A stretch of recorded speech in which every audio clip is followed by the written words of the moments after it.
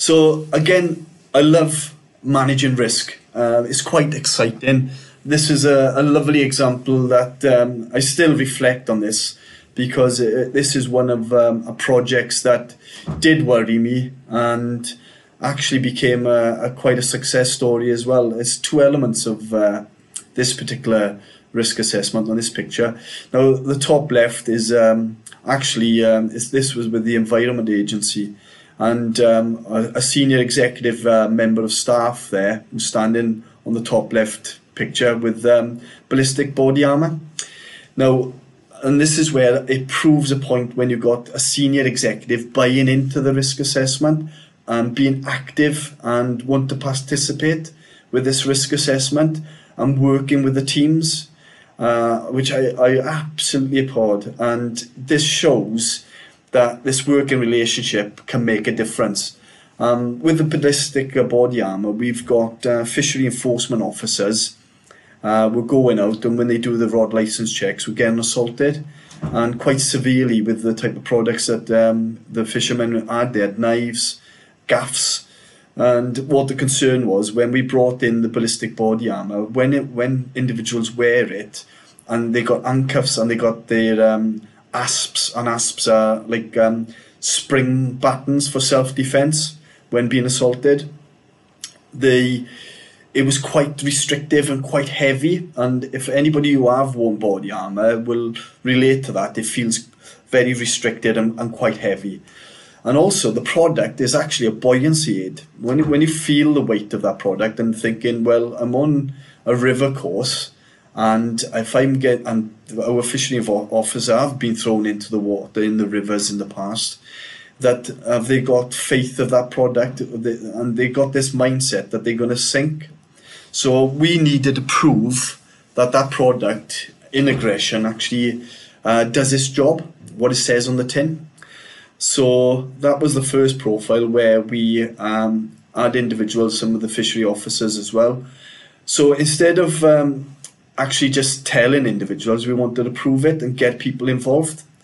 And we also, with the risk assessment, we try to do a profile where it's a step-by-step process. So basically, we didn't put them with a body armour, take them up into a river course and chuck them into a river. Basically, what we did was put it into a controlled environment first where it's safe and it can be managed. So we hired a swimming pool. So we got a shallow and deep end. And we agreed with the lifeguards on safety protocols as well, if there was any safety reasons.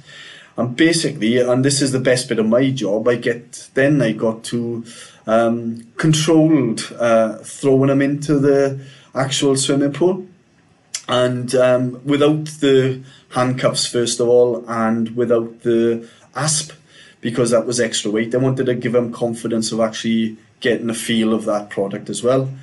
And as we developed, they had the handcuffs, and then they had the baton, and then we put them into the deep end and done a few exercises in different scenarios. And you can see the confidence of the individuals and having that feedback of the fishery enforcement officers. So they realised that they were the ambassadors to share that message with the remaining fishery officers, because we made sure it was mandatory that that product had to be worn when working on the river course. So that was quite a success on that side of it. And building onto it, the other part of this story, we also in the Environment Agency had actually flood risk teams. So we manage risk and do flood risk watch. And we got maintenance teams that go out there to actually, on the fast flowing river banks, to actually dealing with it. So what happened from there? We found out that actually a number of employees couldn't swim, which became a bit of a surprise and a bit of a shock. So if you look at the risk assessment of that, a lot of people wanted to go into this type of working environment because there was other elements of the job and their skill sets really met it, and they were afraid to say that they couldn't swim, and because of that they wouldn't have had the job. So they slip through the net on that side of things. So if you look at an organisation on different types, realistically, some organisations could say, no, well, they can't do the job, we have to take them offline. But this company, be fair to them, said, no, we've got a responsibility.